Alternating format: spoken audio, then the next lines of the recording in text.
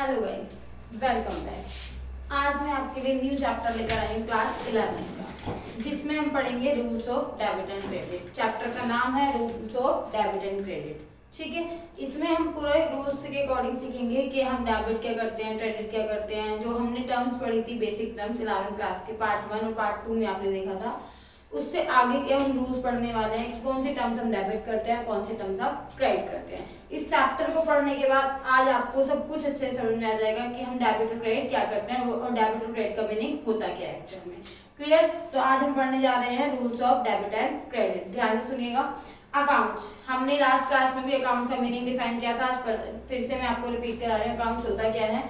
An account is a summarized record of transaction at one place। किसी भी एक जगह पर, ठीक है, पर्टिकुलर एक जगह पर हम उससे रिलेटेड सारी एसेट्स को रिकॉर्ड करते हैं, उसको हम अकाउंट्स बोलते हैं। जैसे कि कैश की ट्रांजैक्शंस आपको रिकॉर्ड करनी है, तो आप क्या करेंगे? कैश की ट्रांजैक्शन चेक करने के लिए आप कैश का अकाउंट ओपन करेंगे, जिससे आपको पता चल जाएगा आपके बिजनेस में कैश कितना आया था और कैश कितना चला गया आपके पास से, एंड अभी रिमेनिंग कितना कैश आपके पास बैलेंस बचा है। तो किसी भी एक पर्टिकुलर चीज की ट्रांजैक्शन देखने के लिए, कोई भी पर्टिकुलर हेड की ट्रांजैक्शन देखने के लिए आप उसके अकाउंट को ओपन करेंगे, तो आपको पता चल जाएगा कितना वो आया था, कितना गया है और कितना रिमेनिंग आपका बैलेंस अभी बचा है। तो उसको हम बोलते हैं अकाउंट्स। अकाउंटिंग क्या होता है? बहुत से बच्चों को ये डिफरेंस पता नहीं होता, अकाउंट, अकाउंटिंग एंड अकाउंटेंसी में क्या डिफरेंस होते हैं, तो ये क्लियर कीजिए ध्यान से। अकाउंट्स क्या होता है, अकाउंटिंग क्या होता है, थर्ड अकाउंटेंसी क्या होती है। ये तीनों का ही मतलब अलग अलग है। बहुत सारे बच्चे इसको कंफ्यूज कर देते हैं कि अकाउंट, अकाउंटिंग, अकाउंटेंसी। कुछ बोलते हैं हम अकाउंट पढ़ने जा रहे हैं, कुछ बोलते हैं हम अकाउंटेंसी पढ़ने जा रहे हैं, तो उनको मीनिंग ही क्लियर नहीं होता। अकाउंट्स हमारा, जो हम एक अकाउंट बनाते हैं, लेजर बनाते हैं, किसी भी चीज को एक पर्टिकुलर रिलेटेड जगह पर हम रिकॉर्ड करते हैं, उसको हम अकाउंट्स बोलते हैं। क्लियर? अकाउंटिंग क्या होता है? अकाउंटिंग ये बताता है हमें कि an information system that provides an accounting information to users. जो भी आपकी इंफॉर्मेशन है बिजनेस की, जिसको आप रिकॉर्ड करने वाले हो, उसको हम अकाउंटिंग बोलते हैं। जो इंफॉर्मेशन आप यूजर्स को प्रोवाइड कराते हैं, ठीक है, जो भी बिजनेस की इंफॉर्मेशन होगी, इकोनॉमिक एक्टिविटी की इंफॉर्मेशन होगी जो, ठीक है, वो हमारी इंफॉर्मेशन किसको प्रोवाइड हो जाती है? यूजर्स को। तो वो हमारी अकाउंटिंग होती है, क्योंकि हमें पता चलेगा मैं अकाउंटेंट हूँ, मुझे वो करनी है अकाउंटिंग। कैसे करूंगे? जब मुझे पता चलेगा कि मेरे बिजनेस में सेल कितनी हो रही है, परचेज कितनी हो रही है, प्रॉफिट और लॉस फाइंड करने के लिए, तो वो होता है अकाउंटिंग। नेक्स्ट आता है अकाउंटेंसी। अकाउंटेंसी हमारा वो सब्जेक्ट है जो हमें सिखाता है कि हमें किसी भी ट्रांजेक्शन के साथ, किसी भी चीज के साथ कैसे डील करना है। The knowledge to how to do the accounting, ये हमें वो नॉलेज प्रोवाइड कराता है कि हमें कैसे डील करना है, कैसे अकाउंटिंग करनी है। How to deal, how to the accounting is called accountancy.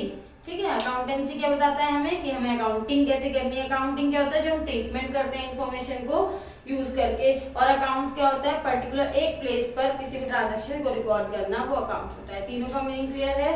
Account, accounting and accountancy, ये तीनों वर्ड्स आपको क्लियर होने चाहिए बहुत अच्छे से। आगे बढ़ते हैं हम क्लासिफिकेशन ऑफ अकाउंट। अकाउंट कितने तरह के होते हैं? ठीक है, अकाउंट्स हमारे दो तरह के होते हैं, पर्सनल एंड इम्पर्सनल। क्लियर? वैसे हमारे तीन बोले जाते हैं, तो हम तीन किस तरीके से बोलेंगे? पहले होता है पर्सनल, ठीक है, फिर होता है इम्पर्सनल। इम्पर्सनल को फर्दर 2 पार्ट्स में डिवाइड किया गया है, रियल एंड नॉमिनल। अगर आप इम्पर्सनल नहीं बोलना चाहते हैं तो आप ये भी बोल सकते हैं कि personal account, real account and nominal account, क्योंकि जो रूल्स है हमारे वो इन दोनों तीनों के अंदर है, personal account, real account and nominal account. Clear? Personal account क्या होता है? आप पर्सनल नाम से अवेयर है। पर्सनल, कोई भी चीज किसी की पर्सनल होती है। आपके पास फोन है आपका, तो वो पर्सनल है, ठीक है। मेरे पास मेरा अकाउंट है, वो मेरा पर्सनल है, जो मेरा बैंक अकाउंट है।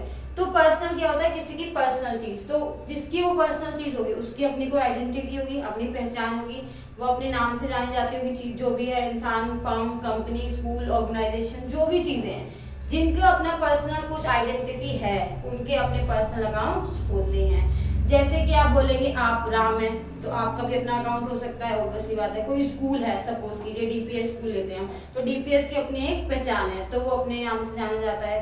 क्लियर? कोई कॉलेज ले लीजिए आप, कोई यूनिवर्सिटी ले लीजिए, तो आप इनको जो पेमेंट करते हैं तो इनके पर्सनल नाम से करते हैं। क्लियर? तो यहाँ पर क्या होता है? पर्सनल क्या होता है? पर्सनल जिसकी कोई अपनी आइडेंटिटी है, पहचान है। हम पढ़ते हैं, इसको ब्रीफ करते हैं। Personal account which is related to a person, जो किससे रिलेटेड है? पर्सन से, और एन इंडिविजुअल, क्लियर। वो पर्सन इंडिविजुअल हो सकता है, वो पर्सन एक फर्म हो सकती है, वो एक कंपनी हो सकती है, वो क्रेडिटर हो सकते हैं, डेटर हो सकते हैं। कंपनी भी अगर आप देखेंगे आगे जाकर पढ़ेंगे कंपनी, तो कंपनी भी एक आर्टिफिशियल पर्सन होती है। तो मैं यहाँ पर पर्सन डिफाइन कर रही हूँ। पर्सन एक वो होता है जिसकी अपनी एक आइडेंटिटी पहचान है। जैसे हम एक राम एंड कंपनी ले लेते हैं, या आप राम ले लेते हैं, कोई भी पर्सन है, ठीक है। तो ये हमारे क्रेडिटर डेटर्स हम टर्म्स क्लियर कर चुके हैं, जो हमने प्रीवियस चैप्टर किया था इसका, उसमें हमने बेसिक अकाउंटिंग टर्म्स बहुत अच्छे से क्लियर किए थे। आई होप आपने बहुत अच्छे से समझे हैं वो। डेटर्स क्रेडिटर्स आपको क्लियर हैं। डेटर्स क्रेडिटर्स क्या होते हैं? जब आपको बेसिक टर्म्स क्लियर हो जाएंगे तो आपको ये अच्छे से क्लियर हो जाएगा क्या होता है। वहां पर हमने अकाउंट्स से पढ़ा था और हम यहाँ पे अकाउंट्स पढ़ रहे हैं। डेटर्स क्रेडिटर्स के पर्सनल अकाउंट होते हैं, तो वो भी पर्सनल अकाउंट में होते हैं। Clear record are personal account. जैसे example Mohan account, capital account and Ram and company account. I hope आपको ये पता चल रहा होगा, जब भी मैं A/C लिखूंगी तो ये हमारी यूनिवर्सल एब्रिविएशन है अकाउंट की, तो आप इसको AC नहीं पढ़ेंगे, ये पढ़ेंगे आप अकाउंट। अकाउंट क्या होता है हमारा, ठीक है, जो हमारा अकाउंट होता है वो A/C से लिखा जाता है। यूनिवर्सल एब्रिविएशन है आपकी, ये आपके अलाउड है लिखनी। क्लियर। तो मैंने हर जगह A/C ही लिखा है, आई होप आप समझेंगे। आगे आते हैं इम्पर्सनल अकाउंट पर। इम्पर्सनल अकाउंट्स क्या होते हैं? Which are not personal is known as impersonal. जो पर्सनल अकाउंट नहीं होते वो हमारे इम्पर्सनल अकाउंट्स होते हैं। आगे बढ़ते हैं। इम्पर्सनल को हमने टू क्लासिफाई किया था फर्दर टू अकाउंट्स में। तो first is real account, second is nominal account. Real account में पढ़ते हैं क्या होता है। It is an account which related to assets. जो किससे रिलेटेड होती है? एसेट्स। मैंने आपको क्लास में बताया था एसेट्स क्या होती हैं। एसेट्स क्या होती हैं? जो हमारी प्रॉपर्टी होती है, जिन पर हमारा राइट होता है, जो हमें फ्यूचर में बेनिफिट देती हैं। फ्यूचर में अगर हमें किसी चीज का लॉस होता है सपोज की, तो मैं अपना फोन बेचकर उस लॉस को रिकवर कर सकती हूँ, या अपनी गाड़ी बेचकर उसको रिकवर कर सकती हूँ। तो ये हमारी चीजें एसेट्स हैं, हमारी होनी चाहिए, पड़ोसी की नहीं। क्या पड़ोसी की बेच कर आ रहे हो तो वो आपकी एसेट नहीं है। क्लियर। आपकी एसेट वो होती है जिस पर आपका राइट है, आप उसके खुद के ओनर हैं। क्लियर। तो वो आपको फ्यूचर में बेनिफिट देगी, आपकी प्रॉपर्टी है, वो आपके लिए एसेट होती है। हर वो चीज आपके लिए एसेट है जो आपको बेनिफिट दे सकती है।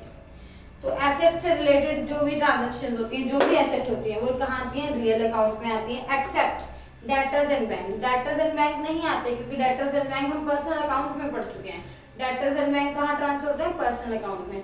बहुत बच्चे कंफ्यूज हो जाते हैं। डेटर और बैंक एसेट होती है, ये चीज आपको क्लियर है। और अभी मैंने बोला रियल अकाउंट में सारी एसेट्स आती हैं, सारी एसेट्स आती हैं, but except debtors and bank को छोड़कर, because debtor is a personal account. Debtor का खुद की अपनी एक आइडेंटिटी है।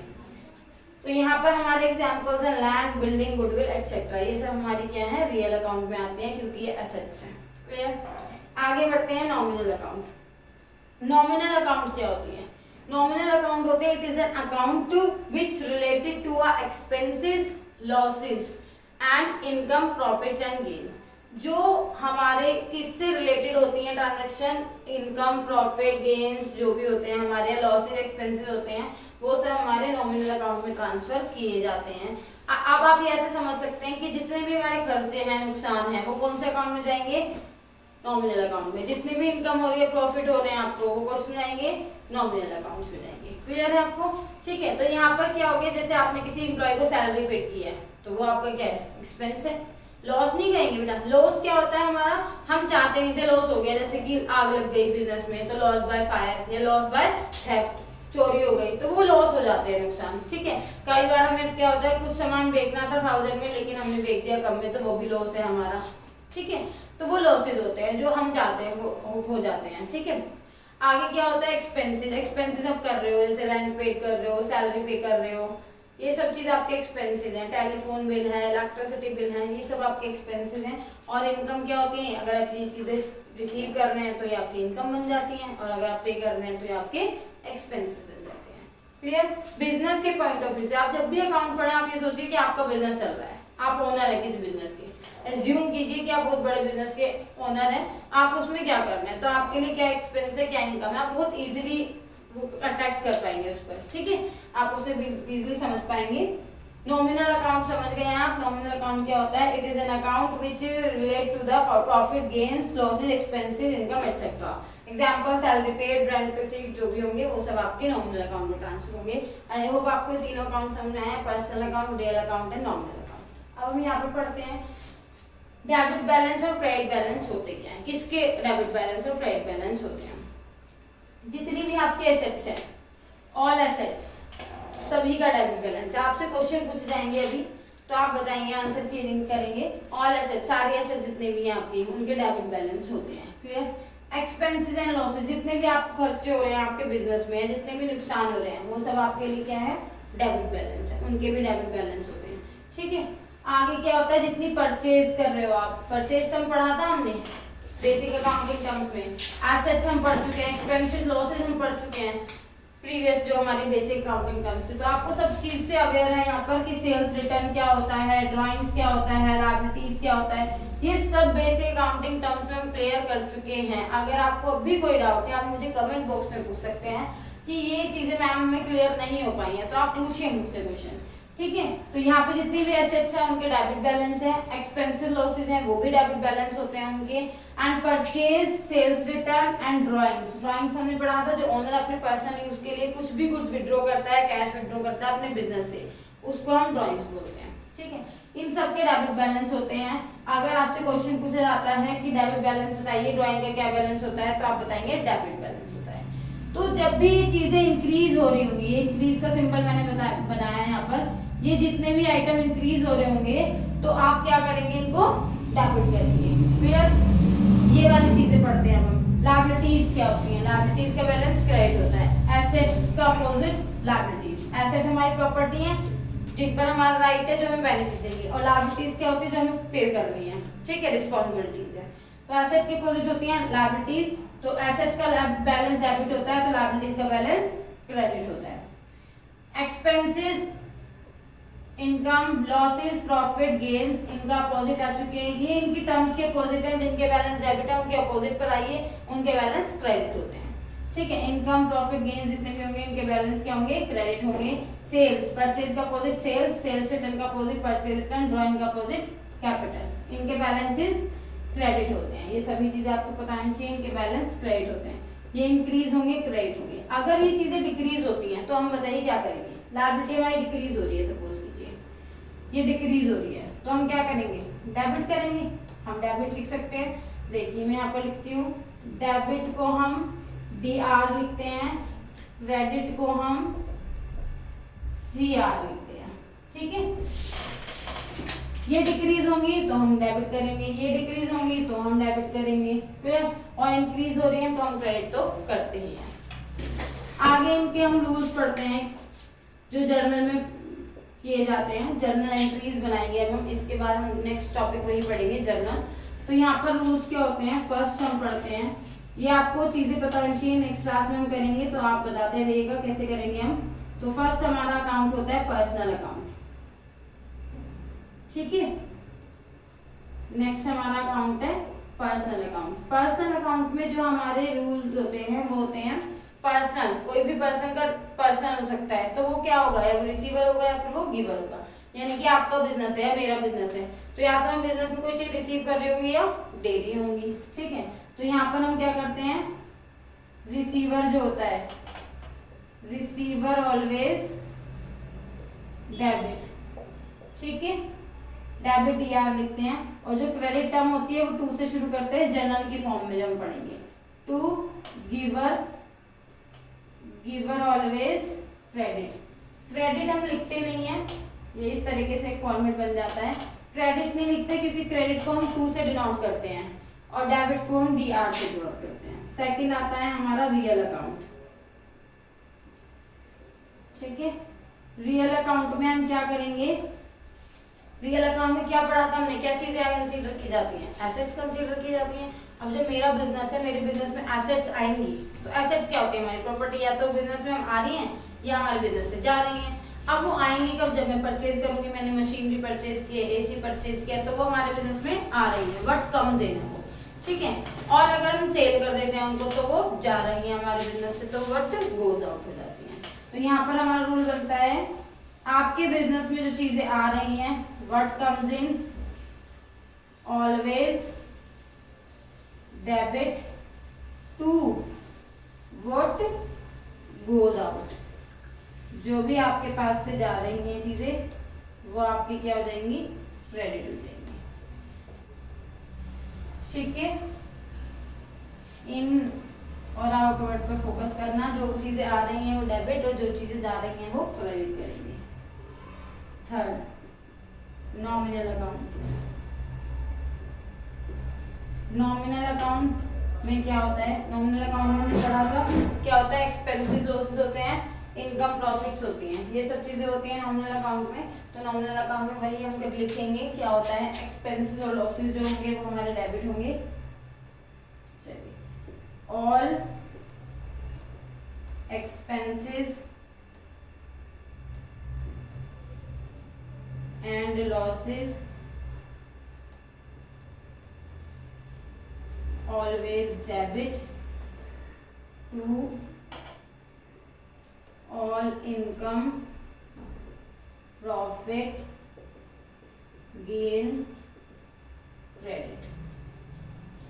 ठीक है, ये चीजें समझ में आ गई हैं। जितने भी एक्सपेंसेस लॉसेस हैं, ये जो हमने यहाँ पर पढ़ा था, डेफिनेशन में पढ़ा था, इनको हमने रूल्स में कन्वर्ट कर दिया है। जितने भी रिसीवर होंगे वो डेबिट होंगे और गिवर होंगे वो क्रेडिट होंगे। अगर आप मुझसे कुछ रिसीव कर रहे हो, मैं अपनी कंपनीज के बुक्स ऑफ अकाउंट्स में रिकॉर्ड कर रही हूँ, तो मेरे लिए रिसीवर आप हैं, ठीक है। जो भी आपका नाम है राम श्याम, ठीक है, तो हम यहाँ पर उसको डेबिट कर देंगे, राम डेबिट। और आपको मैं क्या पे कर रही हूँ, ऑब्वियसली बात है कैश पे कर रही हूँ, तो मेरे पास से क्या जा रहा है, व्हाट गोज आउट, कैश जा रहा है। तो हम एक जर्नल के फॉर्म में करेंगे, जिसको हम नेक्स्ट क्लास में सीखेंगे। तो अभी आप यहाँ पर रूल्स रिकॉर्ड कीजिएगा, जितने भी हमने रूल्स पढ़े हैं। डेबिट बैलेंस कितना किसका होता है, क्रेडिट बैलेंस किसका होता है। अब हम एक चीज पढ़ते हैं, ठीक है, इंक्रीज और डिक्रीज चीजें होती हैं, तो कैसे लिखते हैं हम, कहाँ लिखते हैं, ठीक है, इंक्रीज और डिक्रीज। अगर हमारी एसेट इंक्रीज होंगी तो कहाँ जाएंगी, डेबिट में, और डिक्रीज होंगी तो क्रेडिट में, ठीक है। एक्सपेंसेस लॉसेज है, डेबिट में इंक्रीज और क्रेडिट में डिक्रीज। और अगर हमारी परचेज, ड्राइंग्स और सेल्स रिटर्न,